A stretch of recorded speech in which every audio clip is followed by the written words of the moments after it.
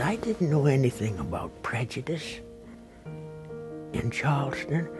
We were segregated, but that we grew up, we didn't know anything else but that, so that wasn't a problem.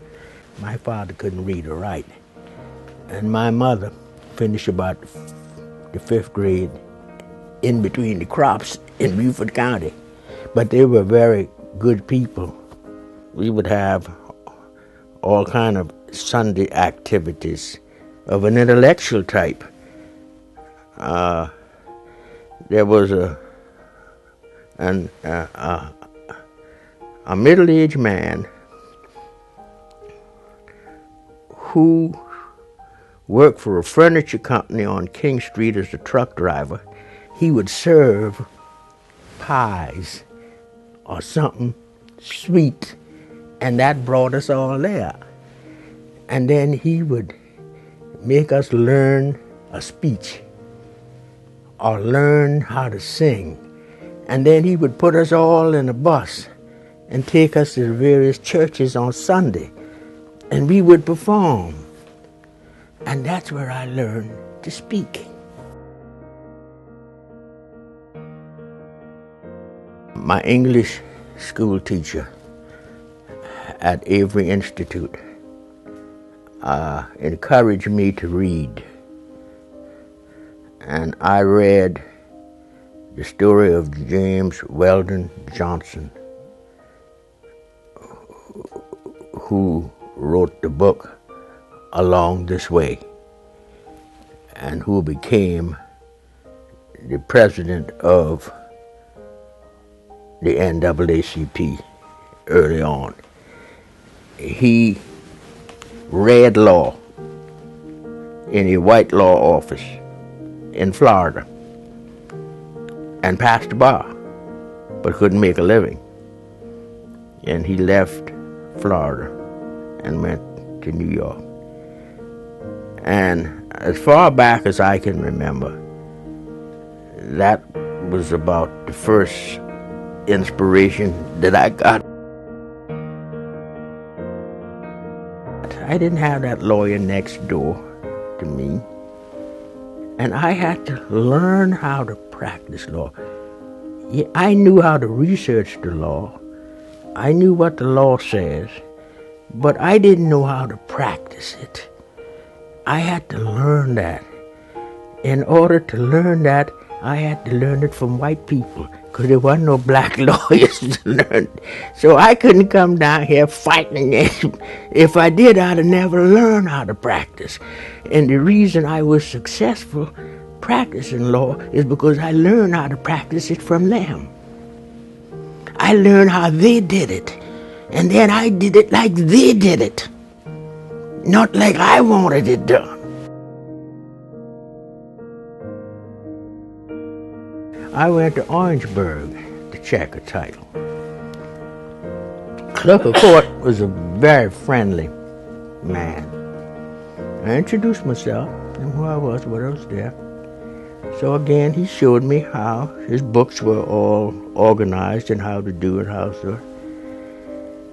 So in the course of my work, checking the title and getting a record, I needed to go to the bathroom. I can't think of his name either. He was a very... So I went to him, I said, I need to go to the bathroom. When I said that, I could see utter embarrassment on his face. He said, well, wait a minute. He called the janitor. The janitor came in. He said, this is a lawyer from Charleston. He needs to go to the bathroom. Take him to the bathroom real fast.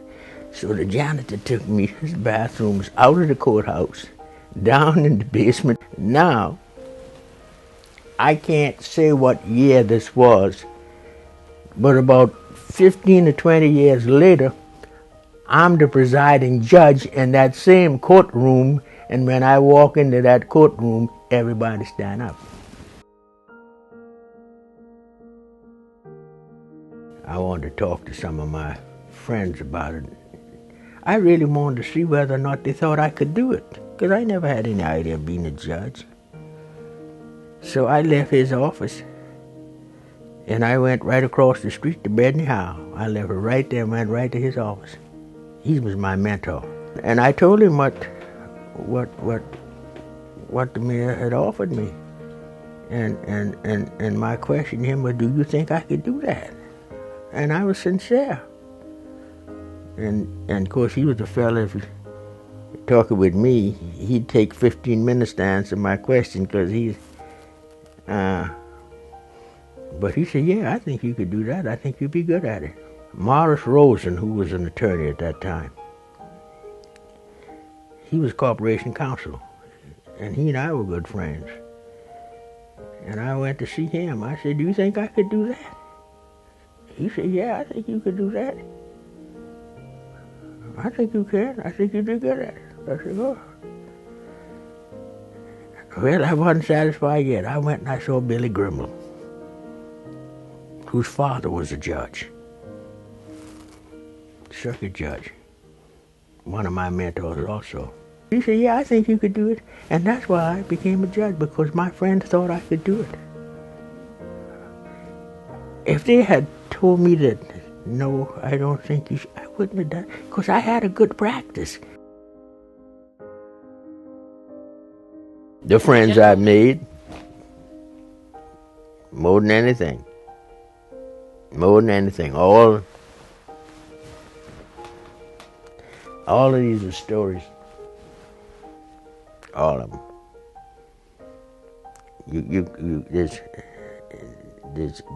There's nothing that can enrich you any more than that.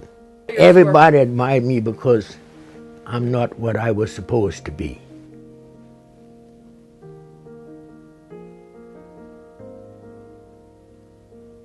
That's what it was. They were looking for one thing and I came from another way. They were looking for a fight. They were looking for me to try to change up and to change things. Hell, I can't. It was just me.